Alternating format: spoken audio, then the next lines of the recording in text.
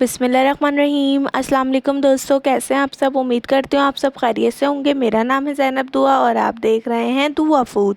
आज की जो हमारी रेसिपी है वो बहुत यूनिक है और इसे बेसिकली सर्दियों की सौगात कहा जाता है। इस रेसिपी के बारे में आपने बहुत कम सुना होगा, लेकिन मेरी इस रेसिपी को देखने के बाद इसको एक बार ज़रूर ट्राई कीजिएगा। इंशाल्लाह आपको ये रेसिपी बहुत पसंद आएगी।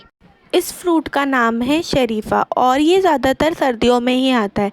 तो हमने आज बनाया है शरीफ़े का शेक। तो आइए शुरू करते हैं अपनी रेसिपी और आपको बताते हैं इसको बनाने का तरीका। सबसे पहले हमने लिया है शरीफ़ा, जो आपको किसी भी फ्रूट वाले के पास इजीली मिल जाएगा।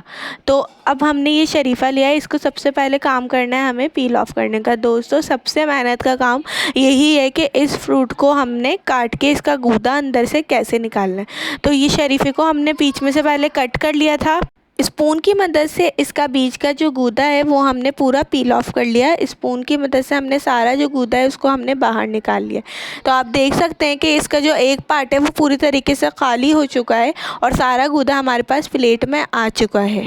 दोस्तों, ध्यान रखिएगा कि अगर जब हम गूदा निकालें तो उसके छोटे छोटा हमारे पास जो छिलका है वो भी आ जाता है निकल के, तो उसको अलग कर लीजिएगा ताकि जब हम इसका शेक बनाएं तो छिलका हमारे शेक में शामिल ना हो। तो सारा छिलका हमने अलग कर लिया है और इसको हमने खाली कर लिया। अब इसी तरीके से हम जो दूसरा साइड हमने निकाला था, यानी दो हिस्सों में अपने शरीफ़े को डिवाइड करा था, तो दूसरा साइड भी हम इसी तरीके से खाली कर लेंगे। सेम उसी प्रोसेस से जिस तरह से हमने पहले वाला साइड खाली करा, यानी स्पून की मदद से सारा गूदा हमने बाहर निकाल लिया। अच्छा जी, तो शरीफ़ा का जो गूदा है वो हमारा निकल चुका है और छिलका हमारा खाली हो चुका है। तो इस तरीके की कुछ शक्ल आएगी जब सारा गूदा बाहर आ जाएगा। अब हमें करना ये है कि गूदे के अंदर ना आपको ब्लैक ब्लैक बीज नज़र आएंगे, तो आपने गूदे के अंदर से इस बीज को निकाल लेना है, क्योंकि बीज को हमने अपने गूदे में या शेक में या खाने के लिए बिल्कुल भी इस्तेमाल नहीं करना है। तो जैसा कि आपको वीडियो में नज़र आ रहा होगा कि मैंने सारे गूदे का जो बीज है वो खाली कर लिया और बीज को बिल्कुल अलग कर लिया है।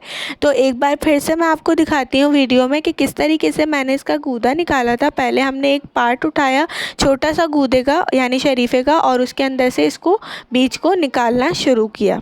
तो बीज हमारा बाहर आ चुका है और गूदा हमारा हमें मिल चुका है। तो हम इसको बाकी के रिमेनिंग गूदा के अंदर जितना भी हमने शरीफ़े का गूदा निकाला है वो हमने, ये सारा टोटल हमारा 2-3 शरीफ़े का गूदा निकल चुका है। अब हम स्टार्ट करते हैं अपना शेक बनाने का प्रोसेस।